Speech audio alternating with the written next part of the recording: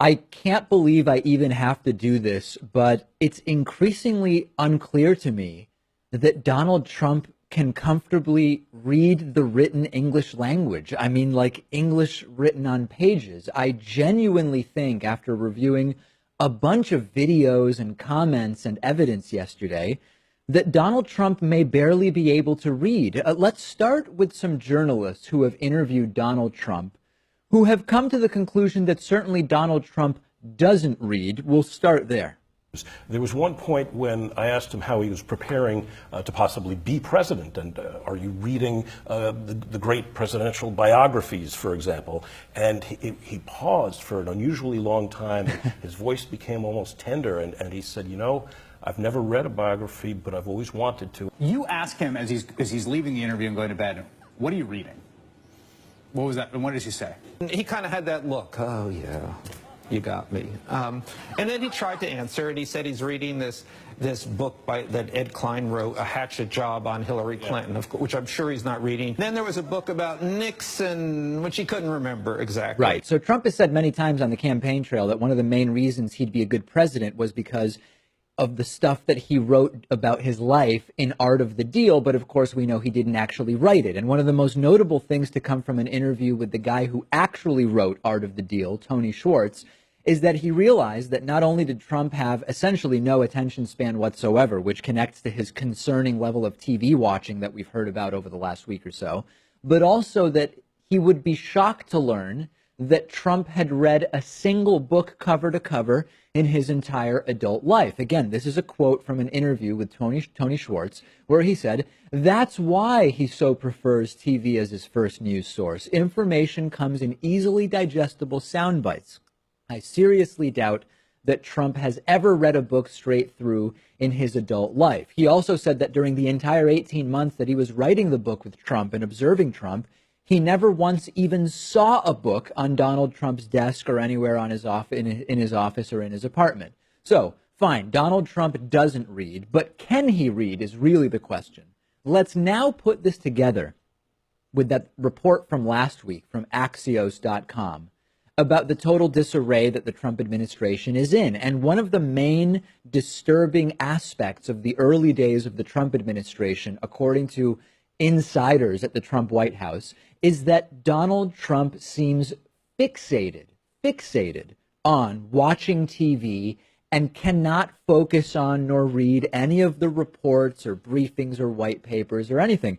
His advisors have even said he doesn't even really surf the web or use a computer. He'll scroll through Twitter on his phone and dictate tweets to people in the other room. That's yet another layer to this thing, that Donald Trump may not only have trouble reading, but also have trouble writing, as we've talked about before. And Trump has even tweeted about this himself.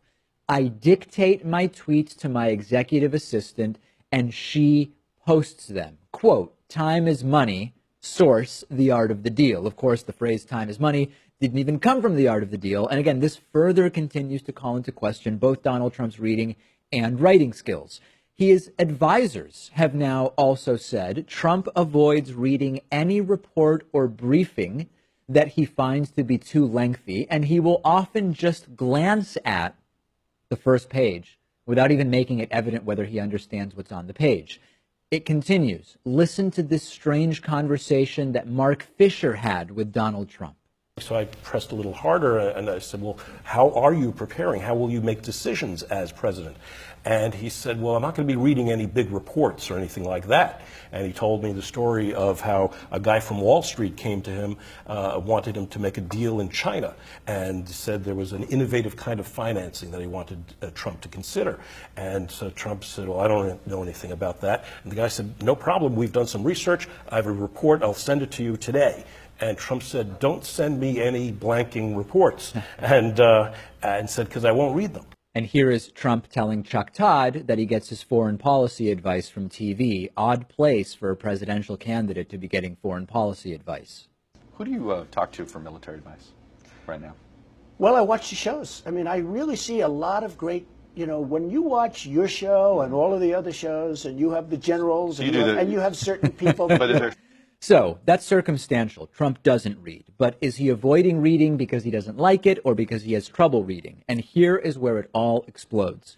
I recently saw this interview I'm about to play for you on the Opie with Jim Norton radio show with Saturday Night Live's Pete Davidson. And Pete Davidson described that when Trump was guest hosting Saturday Night Live, he genuinely seemed unable to read the script. Take a look at this.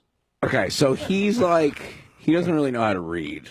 For real. Yeah. So during like the table read, he like, before like we were gonna read each, before he had to read each line, and he's the host, so he's at everything. Yeah. He would go, I'm not gonna say this. I think I'm gonna say it the way I want to say it. Is that okay? Is that okay, Lauren? Is that everything? Is that all right? And everybody's like, what? And then this is my favorite part is there was a sketch that we wrote where he's at Disneyland with his daughter, and the line is, all right, let's get out of here. Turkey legs? Like, let's like go get turkey legs? And he doesn't know how to read. So he went, all right, let's get out of here, turkey legs. He called his daughter turkey legs. And then he looked up, like, he doesn't get it. Like, he thinks if everybody's laughing with him, but we're all laughing at him. So this would explain why it's such a disaster every time Trump tries to use a teleprompter. Not because he's unfamiliar with prompters, but because he's not a very good reader. Let's take a look at just one of these awkward teleprompter debacles. Everything that is broken today can be fixed, and every failure can be turned into a truly great success. Just look at the way I just melded into the teleprompter. Yeah. So now here's where it gets completely nuts. I took a look at some specific portions of a deposition that Trump gave in June of last year. And there are some really, really clear attempts here to avoid having to read out loud. His lawyer clearly doesn't want Trump to do any reading out loud. And here is the first clip where Trump says, I don't read leases. Let's start with that. Did you review the lease at all before you signed it? No. How many leases like this have you reviewed in your career? Signed or reviewed? Reviewed. Not too many. I signed 100. Right. So he's never really reviewed a lease, and then he's asked to read a portion, and his lawyer really doesn't like it. Yeah. You did not review this section What of the does that lease, say? monetary damages. This is in the remedies I section. did not, no. Okay. Would you be able to read this section and tell us what your understanding of it is? Objection. Mr. Trump isn't a lawyer. I mean, do you want me to read it? It's long. It is long. It's very long. It is long. So then it looks like maybe Trump is actually going to read, his lawyer seeming increasingly nervous, and it gets really weird. I would like you to read just the monetary damages section, starting at the number 1 in the middle of the page. Just there. The rest of that, and to the end of that, it continues on the next page. And tell me what you think, reading that, you as the landlord are entitled to get from the tenant in the event of a tenant breach in the way of damages. I don't have my glasses. I mean, I Glasses? am at a disadvantage because I didn't bring my glasses. This is such small writing. All right, well, well, if the witness can't actually physically read the language, I that's a mean, problem. it's very But small writing. I also, I can make it out. Do you want me to try? Well, we can have, Let's you know just what we can do?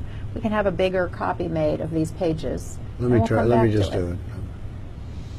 all right, I have to place on the record a hearty objection.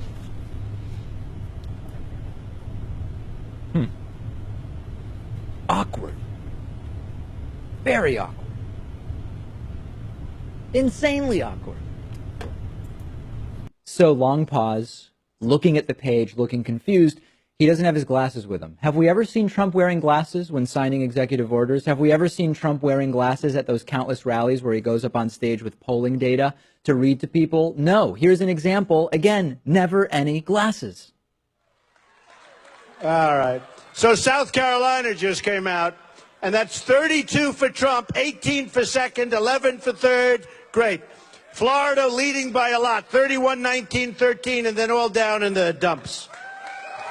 So again, he's able to read numbers off of a page. Didn't seem to have a problem there without his glasses. We've never seen him wear glasses, but all of a sudden at the deposition, he doesn't have his glasses. And then his lawyer objects again, as you heard. Lastly, Trump stares at it for a while, and then again, instead of reading it, he sort of weirdly paraphrases what he thinks it says. Yeah, it's all damages that the landlord may sustain, including all legal fees and everything else involved. Looks like everything in the kitchen sink to me. Then you have number 2.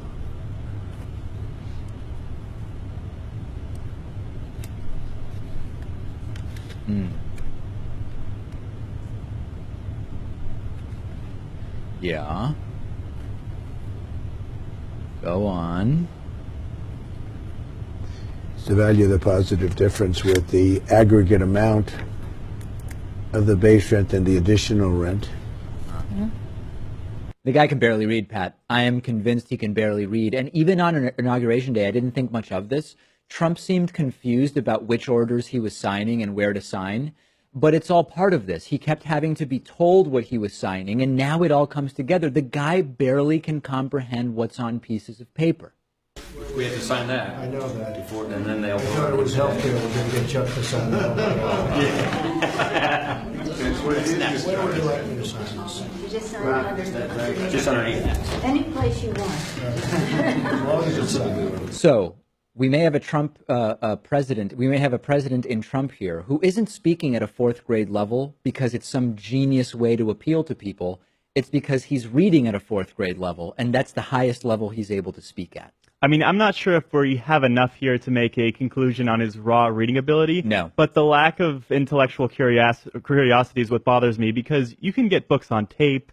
You can have advisors come in Right. and tell you what the policy proposals are. There's ways around this. There are ways around it, but this is all incredibly disturbing, and I'm curious to see what the audience thinks about it.